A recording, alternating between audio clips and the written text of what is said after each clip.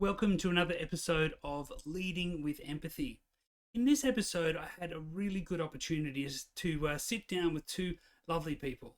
Hugh and Jen Walker are both emergency department nurses at a quite busy and local hospital here, and I really wanted to understand from their perspective what role empathy plays in an emergency department type situation. We talk about a whole range of different implications when you have empathy for patients. When do you maybe have to switch that off? Have they ever felt too overly invested in a patient, or have they ever felt too disconnected?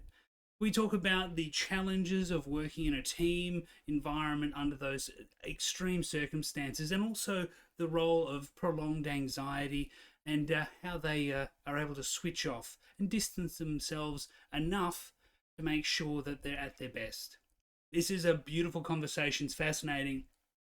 Hugh and Jen are very open and share a lot of the challenges, but also some of the reasons why they're so passionate about what they do.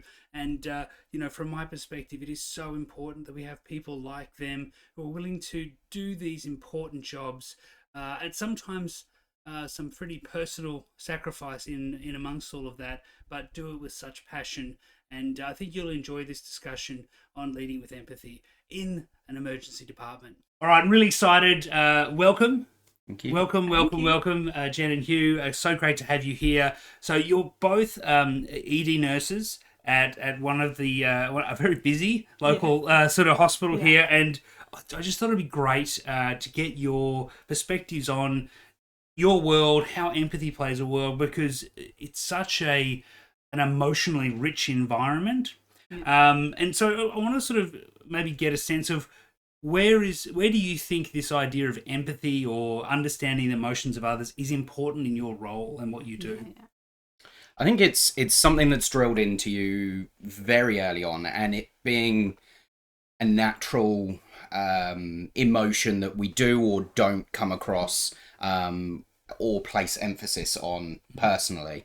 I think you talk about it very early on when you're learning in your degree, and it's obviously more prominent, your personal empathy at the beginning before you have taught yourself when to switch it on, when to switch it off. And I think it can be a struggle early on in those first couple of placements when you're still a student and you're finding your feet and you're finding out who you are as a nurse. I mean, it's obviously incredibly important, and it's something that sometimes is put on the back burner within an ED setting. I think you're focusing on the task at hand and the physical person in front of you and what you need to do to them to get them better. That sometimes you forget the emotional side and the toll it's playing on them and the family members around you. Yeah, I want to just explore that a little bit more, because there's and this works in many parts of our life. There's a task. There's a for want of a better term, there's a body that is in some state of distress, trauma, something's going on, and there's a technical aspect of we need to do certain things, certain steps, certain processes, certain tests to address that physical challenge. And then behind that or beside that is the emotions of this person, the emotions of you, and probably the family. And I know there's doctors, there's nurses, and there's an interplay there. There's administrators. There's a world of people. How do you? Is it literally a matter of going, okay, I just need to be able to separate those two worlds in the moment to address that physical thing? I think so. So for me, it's like, so say if you're looking after a kid, if you've got your peds, if you need to do something to that child, first of all, you'll interact with them. You'll kind of build that little bit of relationship. But then you know that when it comes to the time that you're going to have to wrap them up, hold them down, they're going to cry, the parents are going to get distressed. You just have to do what you've got to do to kind of... So then you just have to kind of check out and just be like, it's for their own good. You just hold them down. It's traumatic, but it has to be done sometimes. And realistically, it's better for them in the long run. So say if you're doing something like putting an NG tube in, they need it. You just got to do it. And they might be screaming, right? Don't do this, it's hurting. They will. They'll be like, they will.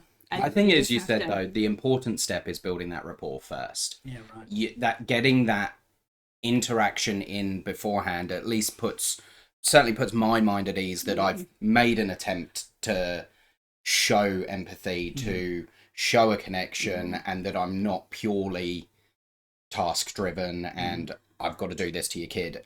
I'm certainly, as you say, for peds, building that connection with the family is as important as the patient, and that's the same even with the adults. I mean, I had with the relatives, with the adult patients. I mean, their family members as well, not just the kids' family members. You know, if you've got little old Nana there, and their son, daughter that is so invested and has seen either their health deteriorate or something like that, it's so important to get them on your side and not feel like you're battling against family members or having to over explain to family members. That, you know, if you make that attempt early on, it just makes your life a lot easier.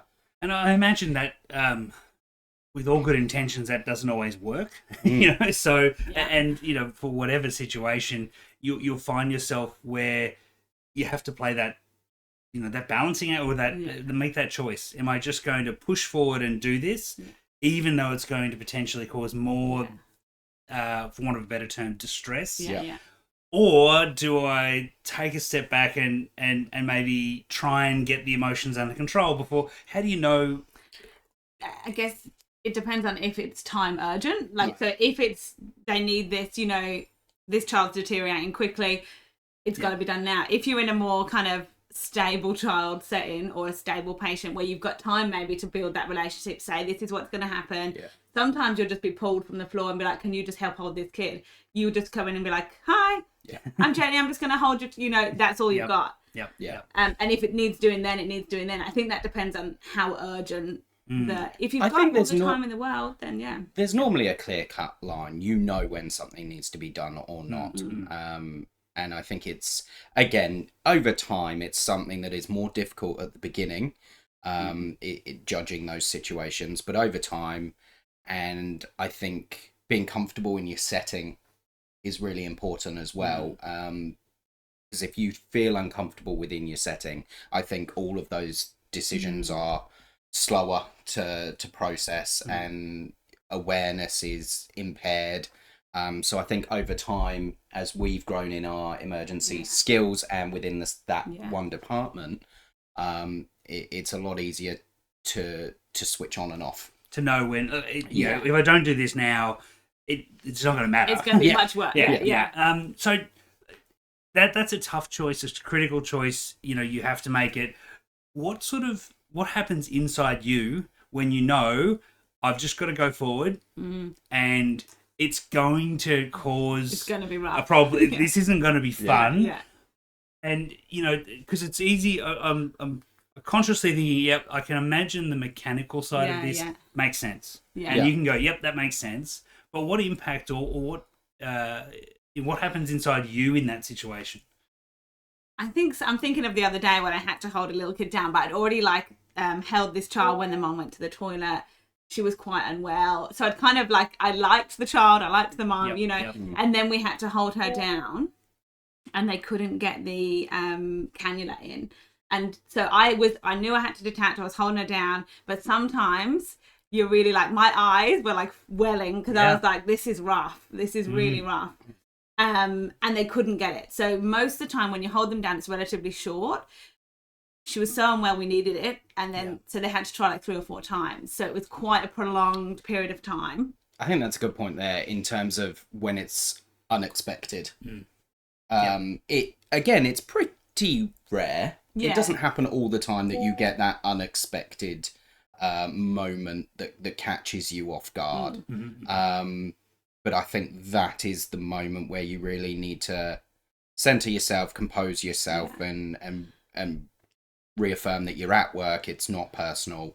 I had one where it was popping a catheter in a patient, and initially I thought everything was going fine, not an issue. It was a delirious patient that was fine with me at the time. And then out of nowhere, I get a slap round the face. And luckily I had a staff member in there with me, chaperoning, but it was one of those moments where you go, Yeah. That caught me off guard. Yeah.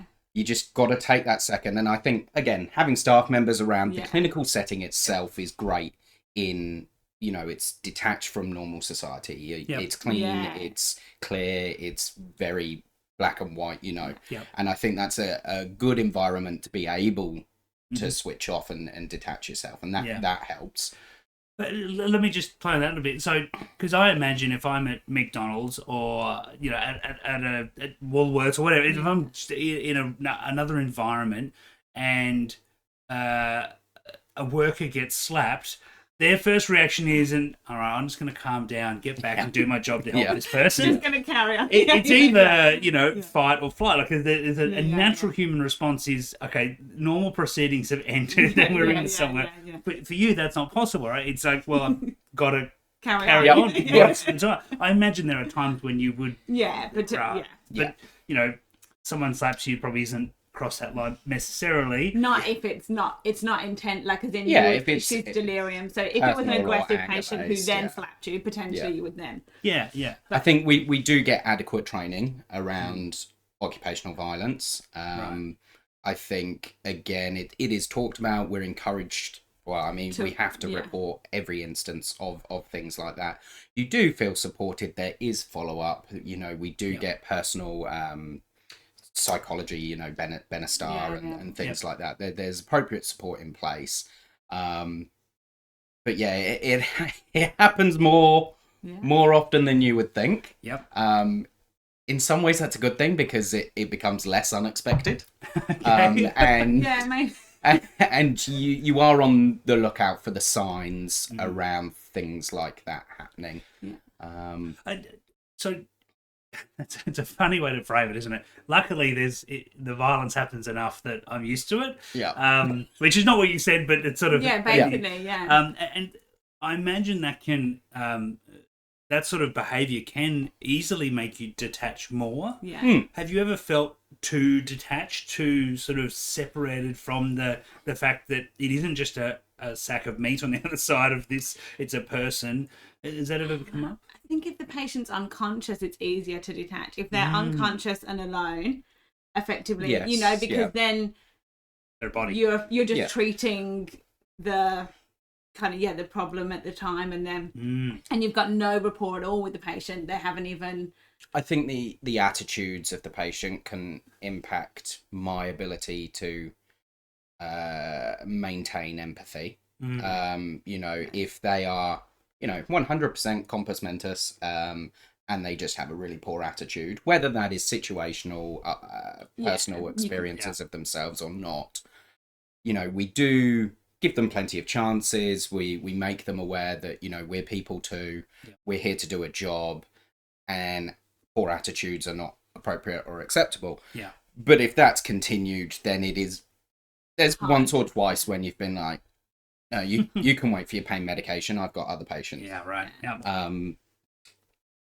You know, it is difficult. And we deal with a lot of mental health patients as well. And I think for a lot of people, it's difficult to differentiate between poor mental health and poor attitude. Yep. So that can be a challenge as well. Controllable, uncontrollable. Yeah, whether it's a symptom of their illness or is it... I think the one other aspect that can really impact ability to maintain empathy is time pressure, and you know, pressure from above, and acuity of patients as well. You know, if you've got one or two really sick patients and one less so, you know, balancing and giving appropriate empathy to all three patients is a tricky one as well. Yeah, because I imagine there's all sorts of things going on. Like, you know, I've got a range of patients here. This person's quiet.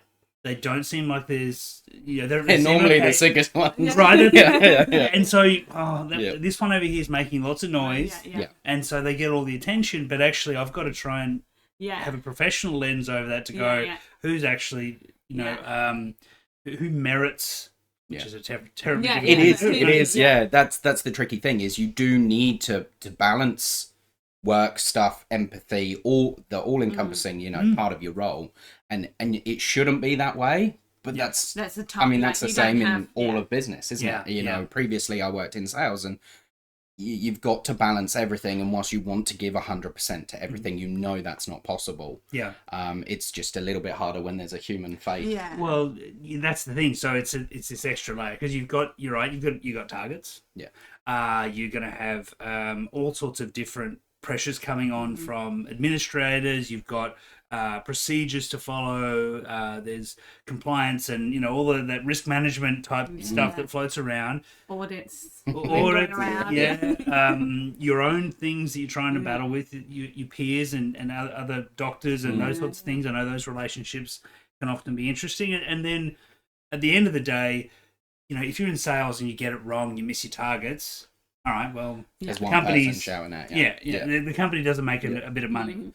But for you do something wrong and mess something up, it can be the end of someone's life or some pretty significant difference. So I think it is, how do I guess have emotions therefore got in the way, or do you sort of find yourself going to one side of or other of the equation to try and get through all of that mess sometimes? I feel like I try and get through, so if someone's very sick or they're very, the logical part of me is I like to think they would be there anyway. I didn't put them there.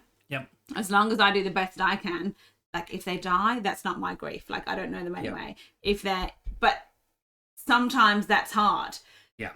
I reckon 90% of the time you can do that. Yeah. And then there'll be the odd patient that kind of resonates with you. So I think it's typically for me, if they're my kind of age and they're terminally unwell, then you're oh, because I think if they kind of really line up with, so say you're oldies, you kind of expect old people to be unwell. Yes. Kids, they get sick, but it's when those really rough ones come through that kind of line up with you kind of, it's harder to detach from that.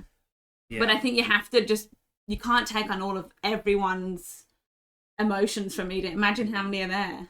Every single room you go into is a different, you might just walk into a room and someone's just been told that they're terminal. You might not know that because the doctor didn't let you know. Right. But you just walk in and be like, oh, good. And then no, actually. Yeah. Oh, okay. Yeah.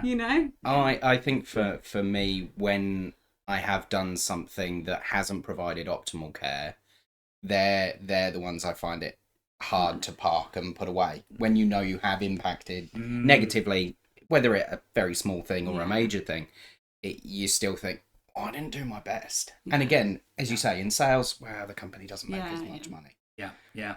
Whereas, if you've delayed treatment for any reason or given the wrong treatment and it has had a direct adverse effect on a human face, I think that can sometimes be harder to leave you. As you say, when you've done all the right things and you've done what you can. They're not there for any reason that you've put them there. They're there, you're doing your best. I think even if terrible things happen, you're able to detach yourself more easily. You can just say, that would have been the outcome no matter who was there. But what you're saying is probably because if you think that potentially if someone else was there, that might not have happened in that way. Or and then if you think, or if you reflect on it and think maybe I should have done that first and then that, or maybe I should have taken their blood. Healthcare in general is very good for the nurses, especially in that there is a no blame culture. And whilst you can feel personal upset at actions you've taken, I think the reporting, the way it's discussed as a team, it's something we call the Swiss cheese effect. Not one, more often than not, not one single person has directly caused an adverse effect, whether it's a doctor, a nurse, and the systems in place all together, or it's very rarely one person, and I don't think we ever feel personally victimized for that, which is great. To then be able to again detach yourself and maintain empathy when you're not feeling personally attacked. That's a really important sort of cultural element, and it's common in lots of industries. Actually, I remember reading about risk reporting and incident reporting on mine sites and sort of offshore oil rigs and these sorts of things, and what they found was the teams with the lowest reporting of incidents would be the ones that would have the biggest fatality incident. sometime later, because that culture is Yeah. really. How do you? I guess what happens around you to sort of foster that culture of, no blame. If something goes wrong, it's okay to report. It's important to report it. We have to talk about it. What are some of the things, or the messages that come to you to sort of let you feel that? I think it would be your follow-up. So, for example, when you put in a risk man, or that's what we call our reporting system, a risk man, like the response you get from management or from whoever's receiving that risk man is often like, thanks for reporting, like this is what would, it's not. And no matter even what, if you're risk manning yourself, like you're saying. That's what I mean. No matter what you report, it is always a case of, we're here for you if you need to talk. Right. Extra things have been put in place as well, as budgets have increased, or they've found different ways to fund well-being, I would say, as a whole. I think consistency is probably the key one. Unless it's talked about often, it doesn't get done. And from management and not even directly management, but senior members within the team, I think that's important, is that buy-in amongst everyone, to we all want to have a positive impact, and those systems are put in place to enable that, and I think understanding and consistency around that is most important. The other thing is that most of our management have also been on the floor. They've also done it. So I think there's not any of that kind of like, well, I've never done it. Like most people are making similar errors, the kind of things that occur often and have probably happened to them. So they don't respond in that way that's like, we'll do better. Yes. That's an interesting, we haven't sort of talked about this, but in terms of you work in a team. Right? It's rarely that you can do a lot of things by yourself.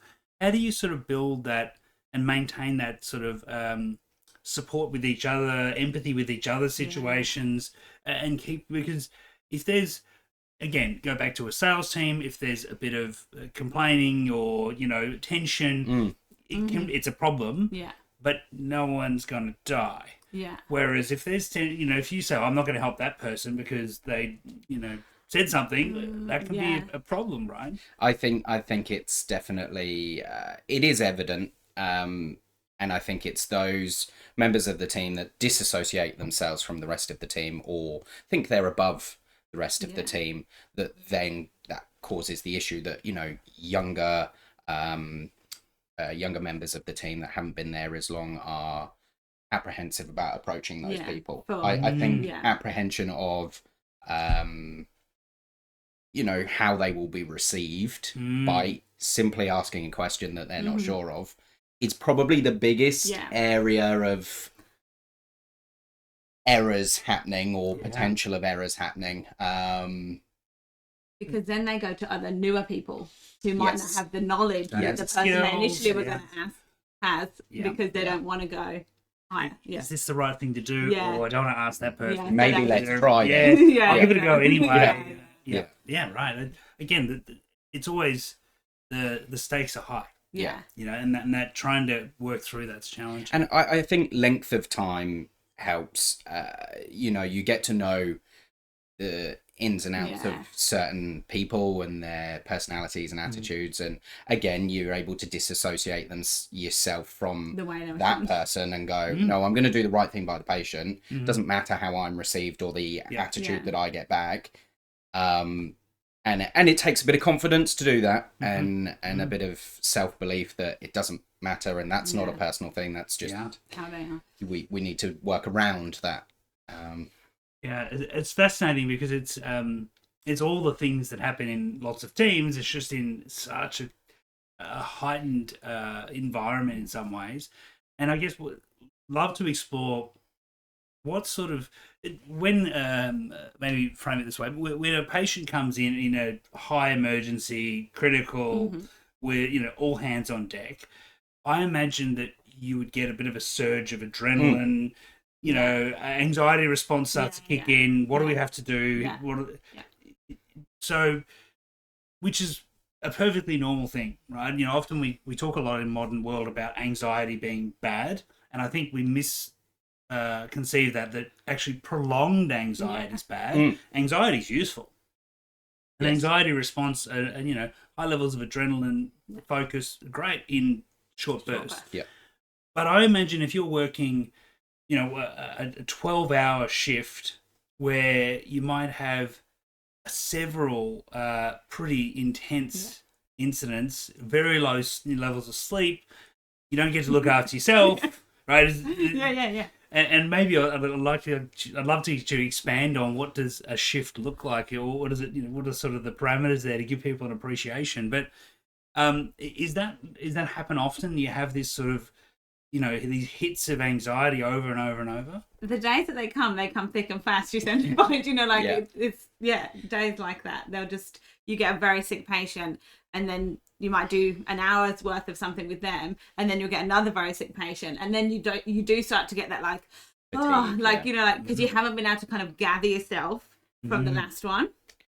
I think the anxiety is manageable, as you say, normally when it comes in those short bursts. Yeah. It's once or twice now, we categorize our patients, Cat 1 being, life and death right now, Cat 2 being, we need to do something pretty sharpish, all the way down. And I think, most of the time, me and Jenny are seeing the Cat 2s as the bulk of our workload. And I think if you get three of those at once, that's when the anxiety level, and you've got your buckets and you step up to bucket 8 or whatever. Yeah. That's when you start to not manage so much. But when it's one at a time, that anxiety, as long as you know that it's normal and you accept it, and it raises your game. I think you just, it allows me to kind of align myself. Heightens my sense of prioritization, and probably enhances my communication skills about getting the message across quickly and clearly.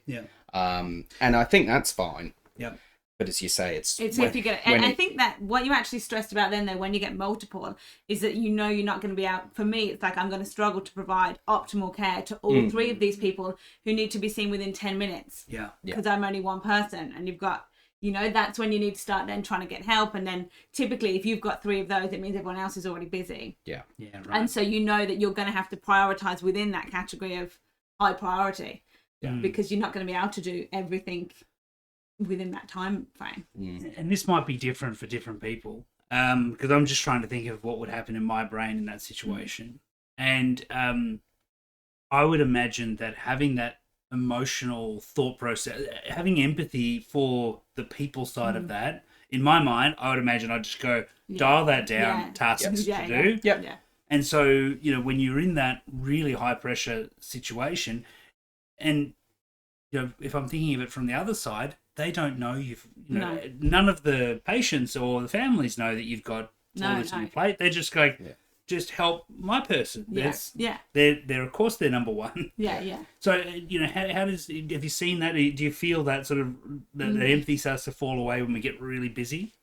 Yes, but I think most of the time, 90% of patients and family members can see when the department is busy. I mean, everyone comes in and goes, God, you guys work hard. And a lot of people are like, okay, I've heard that it's busy here, but when you come in, it's just like, And I think it's noticeable, and they're accepting of the fact that you go in, you introduce yourself, you be polite, you maintain that kind of minimum base.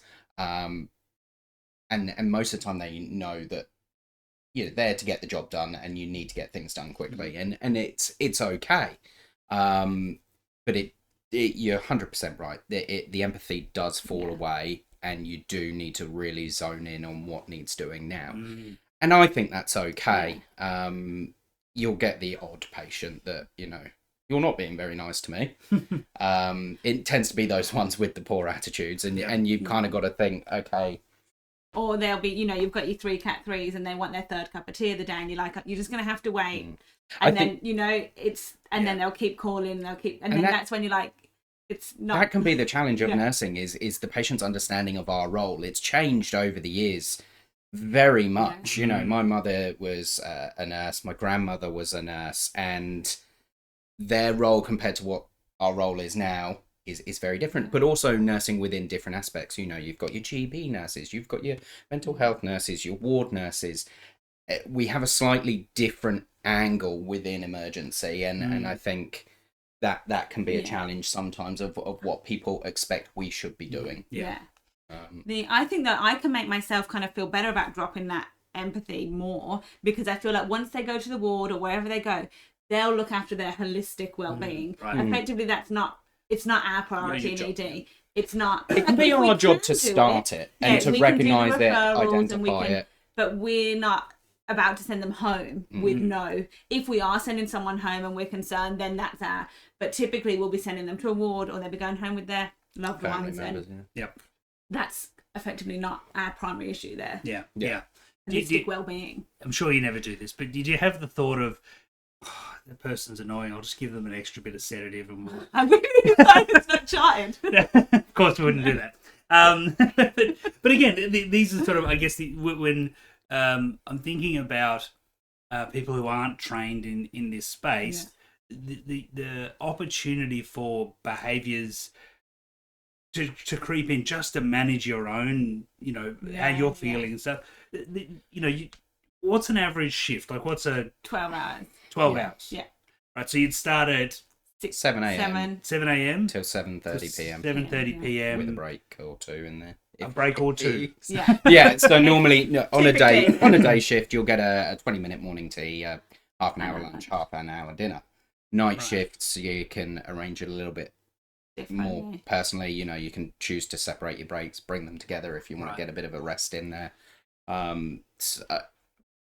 You tend to be, with the shift timings, it can be difficult with handovers, and you get that immediate adrenaline of this patient's just hit the bed, you're trying to give a handover, they need 3 antibiotics, Right. fluids, Within the next 20 minutes. So sometimes if you come onto a shift and you get that immediate adrenaline, that immediate challenge, that can then be difficult to get back your own rhythm. Most of the time though, you can get a pretty chill handover. Yeah, that's it. I think it makes a you get a difference good if you get- understanding of your patients. We always aim to do bedside handover and introduce where we can. Sometimes time doesn't permit that, but again, that helps with building the rapport and allowing you to get straight on with your job. The days go quick. The days go very quick. A 12-hour shift, if we'll do the occasional 8-hour shift, and that feels like a holiday. Dark. I'm like, Just start and you're like, it's 12 o'clock already. Yeah. We're going home in a couple of hours. But the 12s are great, and I think the other side of that is by doing the 12 hours, it allows you more time off in a row. Yep. And allows you to decompress I and think look that after yourself. More days off instead of going in more often for a short Time away from the department is very important, I think, to switch off, realign yourself, spend time with your family, your friends, round or two or golfing. I was gonna ask, what's your go-to, like, okay, it was a bad shift or a bad couple of days, I've got some time, how do you just switch off? You've obviously got 2 little boys, they're full of energy as well. How do you just how do you switch off? What are your sort of go-to methods? Op shopping for you? Op shopping. Yeah, because I feel like op shopping is the one place I always go on my own, pretty much always go on my own, and then I can just zone out, browse through. I'll probably be there a good hour, and that's a really good where I don't think about anything else but just looking at what you've got there. Yeah, right. So I feel like op shopping for me, and then I do the Zumba as well, which is a good kind of. Yeah. But I don't feel like I'm just being at home. I find it quite easy. Typically, there's the odd one that follows me home, but once I've left, I think because you hand over to someone else, it's not like other jobs I've had where, say, the office closes and then it's sitting there for you when you get back. Right. I'll hand over to someone else, and that patient will be gone by the time I get back. 24-hour care. Yep. So right. I feel like they take responsibility for what's going on there. Yep. So I don't worry so much about that once I come home. I think that's one of the benefits of the job, that you kind of check out, they're in charge now, done. In sales, it follows you home. You're always thinking about your target. You're always thinking, are you going to get that sale? Are you going to, how's that person going to receive the quote? What am I going to have to do? It's always running through your head. And I was in management as well, and you would take phone calls 24/7, and the responsibility level once you stepped away was still there. Whereas, as you say, you can Yeah. check out the moment you step out the door, which is a wonderful feeling. And one of the reasons I became a nurse was that work-life balance and kind of get a bit of time back to myself. Where you only need an hour, I need 4 to 6 hours on a golf course. Yeah. But yeah, no, that's my way of shutting off. You know, Yeah. you step onto that golf course, you don't think about anything else. You have a good chat, a laugh with your friends, and a beer or two afterwards. Swear at how bad Yeah. the shot was and all that. Yeah. Blame something other than your sweat. Yeah. And so there's a few things I'd like to sort of wrap up with. One, I guess, is what do you when you think about going to work, what are the things you fear the most? Like, what are the things you go, oh, I just hope this doesn't happen. I hope it's not Cardiac one of those. arrest. Yeah. I think for me, it's poor attitudes. Yeah. I think you're going to get the presentations you're going to get the sick people, you're going to have challenging days. It's the attitudes that you come across that really think, well, it doesn't need to be that way. Again, we're all there to do a good job. Yep. We're all there to help people. We are all one big team. Mm-hmm.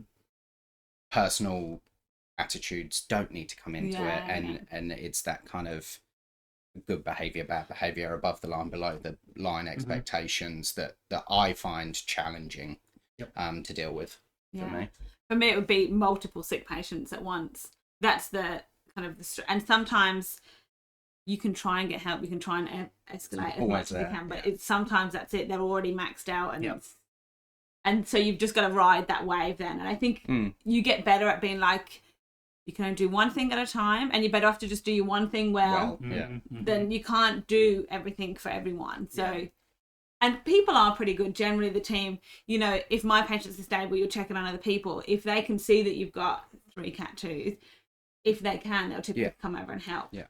And in those sorts of cases, that being able to, I don't know if detach is the right word, but at least park some of that emotional stuff is critical, right? It's actually, if I don't, if I get swept up in this, we're not going to get through all of the work, right? And that's why some people hate emergency. Some people you can see like we have some people come down, and I was like, "How are you liking it?" And they were like, "It's horrific." They were like, "It's chaotic," and like, "Is it always like this?" And I was like, "I was actually thinking this is quite a nice day."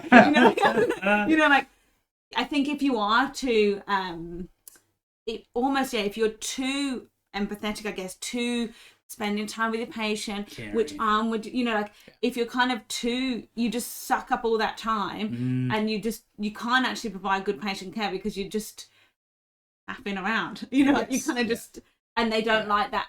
There's a good place for those kind of nurses, but emergency, isn't it? And that's well known, and people more often than not end up in the right place. Yeah, it's an interesting one, right? Because there's so much customer experience. We need to create a great user experience, all this stuff, which is important. Yeah. But at the end of the day, if you're really nice to me and Billy over here dies because you didn't get to them, it's not. It's not okay. Yeah.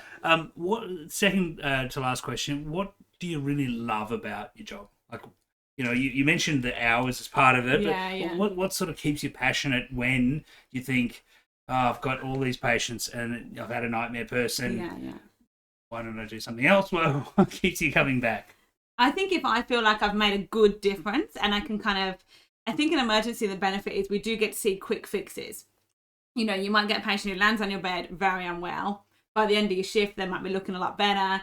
They're kind of a bit more engaged. And you feel like you've kind of fixed them effectively in that. So you get that kind of satisfying full circle within short amount of time. Mine was an easy decision. I came to a crossroads in my career in sales where I had to make big changes if I wanted to continue up the ladder, and it came at a convenient time of COVID where there was big change, and it allowed me to step back and go, what do I actually want from my career? I'd hit what was I 29, and it was kind of like, oh, I'll do something now or I don't. Jen had started her nursing career, and for me it was a sense of purpose. I'd worked for a company where I was treated like a number. My personal thoughts, beliefs weren't heard. Even when in management, you have very little sway. And I think I struggled with that in that, you know, when I look back at age 65 as I'm retiring, what have I actually done? Yeah. And I'd always had a calling to some kind of public work, whether that be teaching or, you know, nursing, and you know, my mother was a teacher and a nurse, so I wasn't going either way. But she's currently a teacher, so I thought I can't be a teacher because then I'd have 30 years of her telling me how to do my job properly. She was a nurse for all of 5 years, and she still tells me how to be a nurse. But yeah, no, it's certainly now in the job, I think, knowing that I'm doing something worthwhile, I'm doing something that's helping, I'm not just making money for a company, and finding that inner purpose, I think, is so important. But even in sales, you know, I enjoyed it at the time, and that's what I tried to convey across to my guys was, why do you do this? I was very lucky. I was selling holidays. It was a nice thing to sell. People wanted it. And getting that purpose and drive behind you just makes those tough days easier. Yeah. And we get some good stories. I feel like we do get good stories. You just got to live for the good story days. I bet you'd find people with objects in places they shouldn't be, and all sorts of wonderful and you ways. never know when that day will be, so that keeps you going. I might just get one today, right?